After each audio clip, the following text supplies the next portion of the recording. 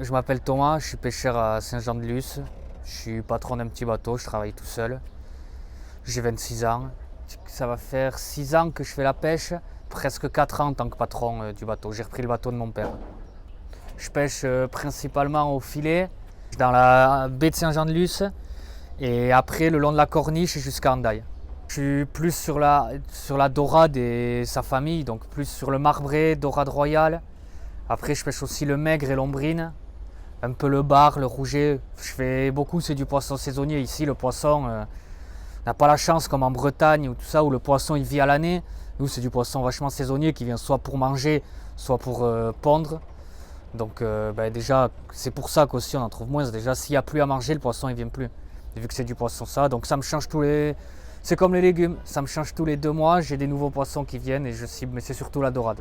La ressource, elle a baissé aussi, il ne faut pas se voiler, c'est dû à beaucoup de facteurs, mais il y a un peu moins de poissons. Mais il y a une problématique avec l'eau déjà, c'est le liga.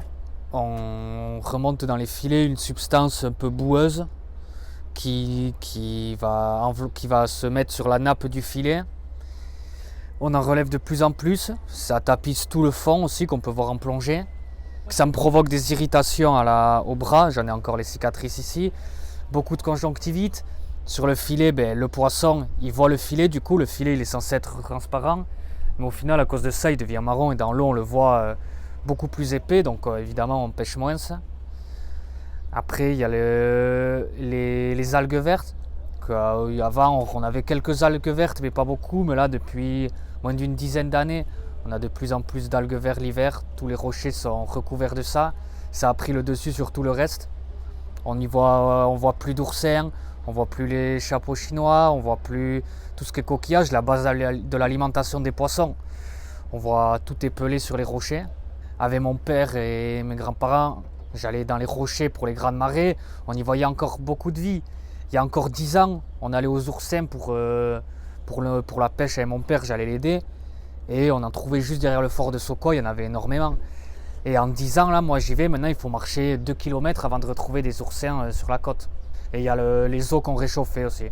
On y trouve des poissons qui viennent de Méditerranée, des poissons exotiques. Mon père, dans toute sa vie, il a pêché un seul barracuda. Il m'a toujours dit, ça tu pêcheras jamais. Et depuis que j'ai commencé, j'en pêche 10 ou 15 par été. C'est pas énorme, mais c'est de plus en plus, quoi. Des poissons volants, des dorades coryphènes qu'avant on voyait à la télé, on rêvait d'en avoir, maintenant on les a tous les ans ici. Moi j'ai choisi le système de vendre en circuit court via les AMAP sur le Béarn, le Pays Basque et les Landes. La deuxième plus grosse partie, je la passe via Pochcaille. Pour un petit bateau comme moi, ça va être plus avantageux d'avoir un prix fixe.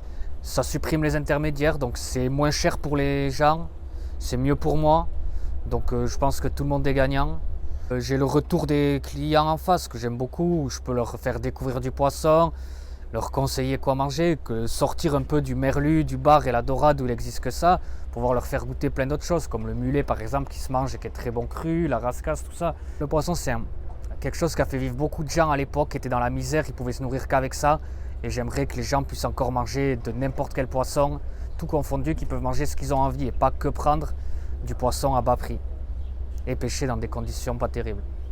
Moi, j'ai pas fait via les tables parce que je trouvais qu'à Cibourg, c'est pas forcément très intéressant. Quand il y a comme à Cabreton une dizaine, quinzaine de tables, c'est bien, c'est ouvert, les gens peuvent venir. Nous, à Cibourg, il ne reste plus qu'une personne à la table. Donc si on ne peut pas assurer, les gens ne viennent plus, ils vont ailleurs parce qu'ils ne vont pas venir 3 jours d'affilée et qu'il n'y ait personne, ils vont trouver ailleurs. Mais moi, ce que je vois ici à Saint-Jean, c'est une énorme diminution du nombre de bateaux, de moins en moins de pêcheurs. Même les bateaux qu'il y avait, ils réduisent en effectif à l'intérieur. Je ne vais pas dire une bêtise, mais je crois que quand mon père il a commencé, ils étaient 700 pêcheurs à Saint-Jean. Maintenant, on est une petite centaine et en comptant ceux qui vont à la retraite et qui ont leur bateau en vente contre le quai qui ne sortent plus en mer. Rien n'est fait pour nous envoyer vers la pêche. Les orientations, dans les collèges, lycées, on n'est pas poussé vers ça. Beaucoup de contraintes autour, notamment écologiques, où on a beaucoup moins le droit de pêcher, beaucoup d'administratifs à rajouter en plus. Donc forcément, les pêcheurs en eux-mêmes ne conseillent même pas à leurs enfants de faire la pêche. Donc ça devient de plus en plus compliqué de trouver des gens qui veulent travailler à la pêche. Et les quotas, ça devrait être réévalué.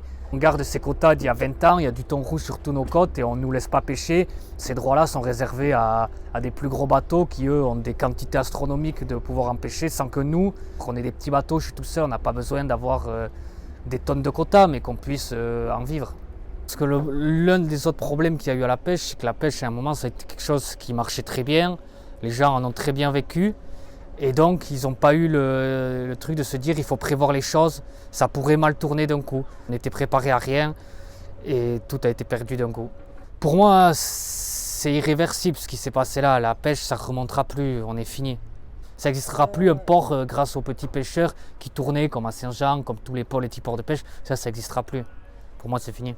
La plus grosse partie du poisson qu'on mange en France, il est importé d'ailleurs. Alors qu'on est un des pays avec les plus grandes façades maritimes. C'est que déjà, il y a un petit problème. C'est tous, on s'est réveillé trop tard et maintenant on va pleurer, mais il fallait se réveiller avant. La criée aussi, qui est très très mal gérée. Les services, ils sont pas là, on arrive, on attend. Il y a des bateaux qui peuvent attendre 2 heures avant de trouver quelqu'un. Il y a la glace tout l'été dernier, il n'y a pas eu de glace. Ceux qui gèrent la criée qui ne veulent pas entendre ce qu'on a à dire, qui font tout de leur côté. On nous impose des moments de fermeture sans nous consulter, sans savoir qu'est-ce qui pourrait être le mieux, alors que là aussi on pourrait bosser tous ensemble. Allez, on va dire 5-6 vols au moins de poissons rien qu'en 2026, de mon poisson, et il n'y a rien qui a été mis en place. Et pourtant, ils ont été vus, les gens, à caméra, tout ça, et il n'y a rien qui est fait. Mais par contre, on va continuer à m'embêter à moi, parce que maintenant on nous a interdit d'étriper le poisson. Parce que je fais mes poches, ça ne leur plaît pas que je fasse mes clients, mes AMAP, que je les fasse là-bas à la criée. Donc, ils ont fait un règlement comme quoi j'ai plus le droit d'étriper le poisson dans une criée de pêche, plus le droit d'étriper du poisson quand même. Il y a un sacré problème. Par contre, on peut continuer de voler, on peut continuer qu'il n'y a plus de glace. Cette année, il y a eu les viviers avec les homards, les langoustes. Je ne sais pas combien de fois ils sont tombés, ils ont été mal gérés, donc tout est mort à l'intérieur, les crevettes, tout est mort à l'intérieur. Mais c'est pas grave, on s'en fiche, c'est laissé à l'abandon. On est à l'abandon.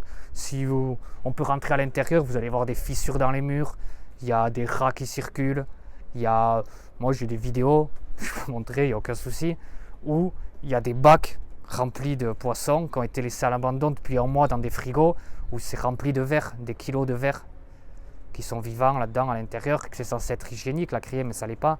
C'est une merde cette criée. Donc comme je dis, c'est une volonté de tout de nuire à la petite pêche. Avec les agriculteurs, on se ressemble beaucoup. On est des métiers très durs.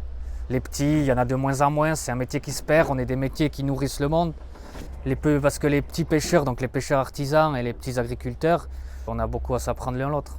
On a le même intérêt à préserver l'environnement parce que c'est là où on travaille.